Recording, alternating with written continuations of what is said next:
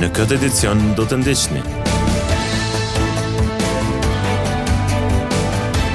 Politologu Koci thotë se lëvizja vetvendosi duhet të bëjë lëvizja nga premtimet e bëra, ndërsa opozita duhet të gjejë kompromis për mandatarin Kunjufca.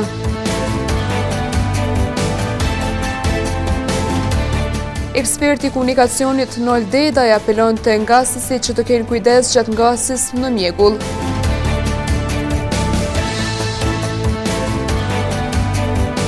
Unifikimi i çmimit të barnave, mungesë e albuminave në farmacitë e qytetit. Përshëndetje, po fillojmë edicionin qendror të lajmeve këtu në televizionin Syri. Mandatari Glauk Kunjufca ka afat deri më 19 nëntor që të formojë qeverinë. Zërat e politikbërësve, por edhe qytetarëve janë të ndryshme në lidhje me votimin ose jo të Kunjufcës. Politologu Melazim Koci në lidhje virtuale ka pohuar mediumin tonë se Kosova po hyn në një krizë. 19 nëntori është data e fundit kur duhet të votohet Glauk Kunjufca dhe qeveria e tij. Zërat janë të ndryshëm si nga ana opozitës ashtu edhe opozitës, nëse Kosova do të ketë qeveri ose vendi do të shkojë në zgjedhje. Ndërkohë, politologu Melazim Koci në një lidhje virtuale me televizionin Syri vlerëson se formimi i qeverisë udhëhequr nga Glauk Kunjufca do të varet nga gatishmëria dy kampeve politike për të lëshuar pe. Sipas tij, situata aktuale politike kërkon fleksibilitet, pasi asnjëra palë nuk i ka numrat e mjaftueshëm për të imponuar vullnetin e vet. Ende ka gjasa që të miratohet qeveria pakicës së zotit Kunjufca, por për këtë duhet kompromisi dyanshëm. Në njërin anë opozita duhet ta kuptojë që data 21 ose 28 dhjetor nuk është në favorin e Kosovës, sepse zgjedhjet në atë periudhë mund të prodhojnë zgjedhje tjera pas vetëm 3-4 muajsh dhe mund të fusin Kosovën në krizë, blokadë financiare dhe krizë institucionale. Çfarë duhet bërë në bindjen time? Opozita duhet të shfaqë gatishmëri për të votuar qeverinë Kunjufca, pra të ofrojë 5 vota, por njëkohësisht duhet lëvizje edhe nga vetvendosje. Nëse vetvendosje kërkon votimin nga opozita të qeverisë së saj për 4-5 muaj, ajo duhet të rrezë dorë nga premtimet që i ka bërë zoti Kuti për rritje pagash, shtesave sociale dhe të tjera, sepse në të kundërtën kjo tingëllon si fushat zgjedhore. E nëse kjo nuk ndodh, rrezikohemi që të kemi 2 palë zgjedhje brenda pak muajsh, ka shtuar politologu Koci. Nëse nuk gjendet ky kompromis, unë ndruaj se Kosova do të ketë brenda 4 muajve të ardhshëm 2 palë zgjedhje dhe gjasat që Kosova të bllokohet në planin financiar janë shumë të mëdha, sepse nuk do të ketë mundësi për të miratuar buxhetin e ri, i cili mund të ndoshta të shtyhet deri në mars, por jo më shumë. Vendi rrezikon të hyjë në një fazë të re tensioni politik nëse negociata dështojnë, duke ndikuar drejt për drejt në funksionimin e institucioneve dhe agjendat e reformave, ka shtuar mes tjerash Koci. Kjo pasi do të mund të mbetemi pa presidente, pa kryeministër. Kosova rrezikon të futet në kaos institucional, sepse nga shkurti i vitit të ardhshëm mund të mbet pa kryeministër me kompetenca të plota, pa presidente me kompetenca të plota dhe pa gjykatë kushtetuese funksionale, sepse njërit nga gjykatësit i skadon mandati dhe gjykata kushtetuese nuk do të ketë kvorum për të vendosur, pra do të jetë jo funksionale dhe praktikisht Kosova do të futet në të dyjat, në blokadë financiare dhe kaos institucional. Kujtojmë se nëse deri në këtë datë nuk arrihet votimi me sukses, me 20 nëntor presidentja duhet të shpërndajë kuvendin duke hapur rrugën për zgjedhje të reja.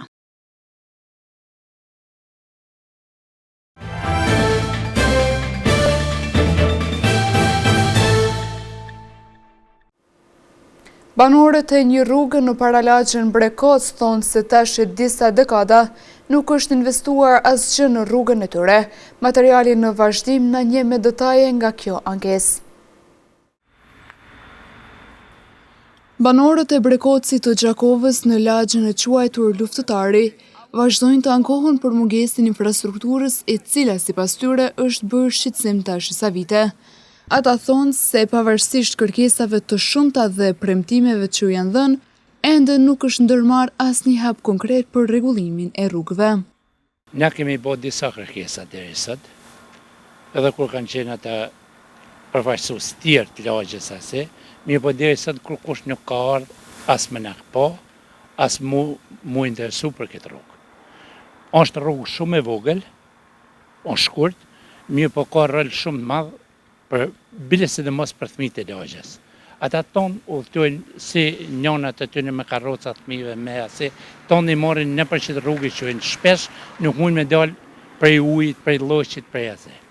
Mes tjerash Mehmeti tha se tash 50 vite nuk është rregulluar rruga e tyre. Ju kisha lutë nëse ka mundësi me na bëni një zgjidhje, me na ndaj edhe që kjo ka mbetë e pakryme. 40 vjet, 50 vjet në qëtë lagje si jemi shtu, është e njëjta punë. Banorët kërkojnë nga komuna që të marrë masa sa më shpejt, duke theksuar se infrastruktura është domosdoshme për jetën e përditshme dhe qarkullimin e sigurt të banorëve.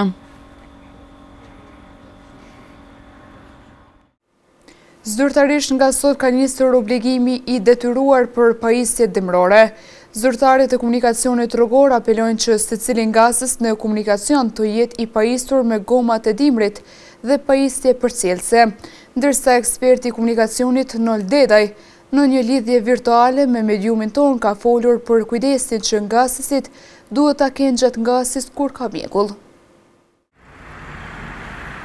Ngasja gjatë ditëve me mjegull është mjaft sfiduese. Nol Dedaj, eksperti i komunikacionit, thosë se është shumë e rëndësishme që shoferët të jenë të informuar për segmentin rrugor ku ndodhen, ku ka mjegull dhe për nivelin e dukshmërisë në atë zonë. Sipas tij, edhe ngadalësimi i shpejtësisë është e domosdoshme për të reduktuar rrezikun e aksidenteve. Në kushtet atmosferike të ndryshme, njëna prej tyre është edhe zvogëlimi i dukshmërisë së drejtuesit të automjetit për shkak të mjegullës, që na konsiderojmë si element faktori të rrugë. Ajo që është shumë e rëndësishme është që drejtuesi i automjetit paraprakisht është mirë me pas informacionet mbi segmentin rrugor aty ku ndodhen ose ku ka mjegull. Edhe nivelin e dukshmërisë.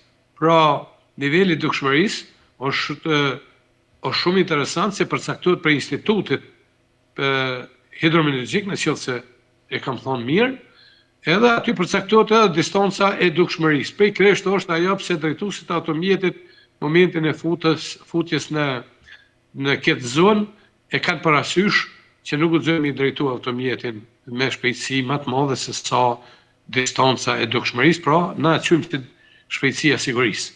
Dedaj dha disa udhëzime të rëndësishme se çfarë duhet të bëhet për të rritur sigurinë. Si drejtuesi automjetit drejtojmë dhe takojmë raste të tilla, na preferojmë gjithmonë që drejtuesi i automjetit, ata për shkak të përvojës teme profesionale, ta nxjerr kokën drejtare për shkak të zvogëlimit të shpejtësisë, edhe deri në 10 km/h, edhe të shet kokën drejtare të përcjell vinë e bardhë, nëse ka sinjalizim. Ajo është njëna prej metodave të shmangjes së aksidenteve tek dukshmëria tej mos e zvogëluar. Pra, nëse na nuk shohmi as në 10 metra. Pra, kjo zvogëlim i dukshmërisë nuk mundet me pas nuk mundet me pa rrugën as dritat e gata heq, as dritat e shkurta, as dritat e mjegullit që gjujnë tufën e drejtën deri në 35 metra. Pra, kemi një dukshmëri shumë zvogëluar, edhe pikërisht është njëna prej metodave se duhet me taku. Eksperti Nol Dedaj apelon që shoferët të jenë gjithmonë të vëmendshëm, të njohin segmente problematike të rrugës dhe të respektojnë shpejtësinë dhe distancën e sigurisë, sepse informacioni dhe kujdesi mund të parandalojnë aksidente dhe fatalitete. Ligji për unifikimin e barnave po vazhdon të ju sjellë të lashe farmacistëve. Pavarësisht përpjekjeve të tyre për furnizim, problemet me mungesën e barnave janë evidente. Farmacistët i kanë pohuar syrit se aktualisht ka mungesë të albuminave dhe për rezultat çmimi i tyre është rritur shumë. Gjithashtu, ata thonë se mos stabiliteti me furnizim qëndron edhe në disa produkte të tjera. Ne kemi raportuar disa herë për unifikimin e çmimeve të barnave, i cili ka hyrë në fuqi më 1 shkurt 2024, që nga ajo periudhë sipas vëzhgimeve tona dhe deklarimeve të farmacistëve, vazhdimisht janë shfaqur lëvizje çmimesh, mungesa barnash dhe vështirësi në furnizim. Sipas farmacistëve që takuam sot, situata është përsëritur sërish, kësaj radhe mungesa është e albuminat dhe mungesa ka bërë që çmimi të rritë dukshëm, një produkt që më herët kushtonte 25 euro, tani shkon deri në 65 euro, varësisht furnizimit dhe sasive të mbetura në treg. Farmacistët nënvizojnë një tjetër problem shqetësues për qytetarët, produktet me më pak mililitra, po shiten më shtrenjtë se sa ato me sasi më të mëdha, duke krijuar çrregullim në raportin çmim përmbajtje dhe duke rritur pakënaqësinë e konsumatorëve. Sipas tyre, deri kur tregu të stabilizohet dhe furnizimi të jetë i rregullt, luhatje të tilla pritet të vazhdojnë. Meshkujt e moshës mbi 50 vjeç janë të rrezikuar të preken nga kanceri i prostatës. Doktori urolog Nexhat Rexha, në muajin e ndërgjegjësimit për ruajtje në shëndetin ndaj prostatës, ka përmendur disa nga faktorët që mund t'i çojë pacientët drejt kësaj sëmundje, teksa ka përmendur edhe simptomat, të cilat nuk duhet neglizhuar. Në kuadër të muajit të ndërgjegjësimit për kancerin e prostatës, mjekët apelojnë që burrat të kujdesen për shëndetin e tyre dhe të mos presin deri në shfaqjen e shenjave. Doktor Nexhat Rexha, urolog, thekson se është shumë e rëndësishme që kontrollet të kryhen sa më herët, sepse diagnostikimi në fazat fillestare rrit ndjeshëm mundësinë e trajtimit të suksesshëm. Shenjë të parë është mos me prit me pas shenja, po me bë kontroll rutinore, me bë një PSA. PSA dhe me thonë shumë, edhe maznej vazhdohet me një ultrazë dhe rezonancë magnetike. Qëse këto të regojnë për me bo një biopsi, dëshim për biopsi, e bëhet biopsia, dhe me thonë gjitha mësit janë sot të bëhen këto në gjakohë. Dhe me thonë, më rëndësi pacientat me orientu, ose me vetë dëshirë. Po, më shku me bo një PSA. PSA janë qëse është pak e rritnu, atje bëhet ultrazani, rezonancë magnetike, në qëse është piras 3 te i kalon piras 4, bëhet biopsia, biopsi të regot rezultate është po. Sot mundësit janë shumë të mira për diagnostikimin e hershëm dhe shpëtimin e jetëve.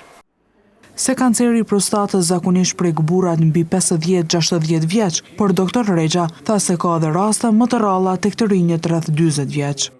Ka raste më të rralla në moshën 40 vjeçare, po zakonisht 50, 60, 70, po. Ka raste për shembull që edhe 80 vjeç janë në Peru, kanë jetuar deri 92 vjeç. Urologu doktor Nexhat Rexha pati një mesazh të rëndësishëm për qytetarët. Mesazhi është për shembull që me vëdësimi i popullatës që me bëni screening o PSA-s, me bëni është me një analizë gjakut dhe të tregon shumë. Që hala nuk u fut në vetdije, për shembull, se tash në botë kanceri i prostatës janë rangën e tretë mas mushnive dhe nxorve. Domethënë është i treti, të na diagnostikohen ma pak dhe rastet e avancume. Sipas të dhënave të Organizatës Mjekësore të Kosovës, gjatë periudhës 2012-2019, 383 meshkuj kanë vdekur nga kanceri i prostatës, me një normë vdekshmërie prej 5.38 raste për 100.000 banor. Gjithashtu rastet e reja me kancer në Kosovë po rriten me rreth 5% çdo vit, sipas onkologjisë së Qendrës Klinike Universitare të Kosovës. Në vazhdim të ndjekim parashikimin e motit për ditët në vijim.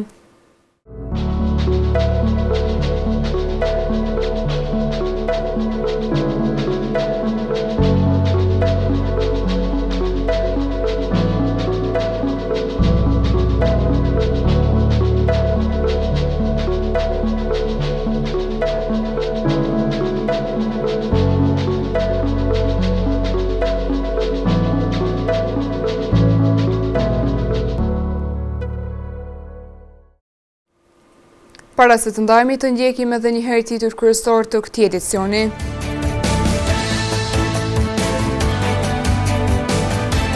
Politologu Koci thotë se lëvizja vetëvendosi duhet të bëjë lëvizja nga premtimet e bëra, ndërsa opozita duhet të gjejë kompromis për mandatarin Kunjufca.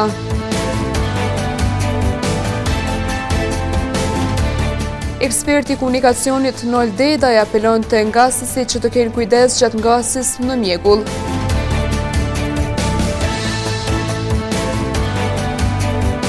Unifikimi i çmimit të barnave, mungesë e albuminave në farmacitë e qytetit. Këtu merr fund ky edicion qendror i lajmeve. Ju mund të vazhdoni të na ndiqni në televizionin Syri, si dhe në rrjetet tona sociale. Mirupafshim.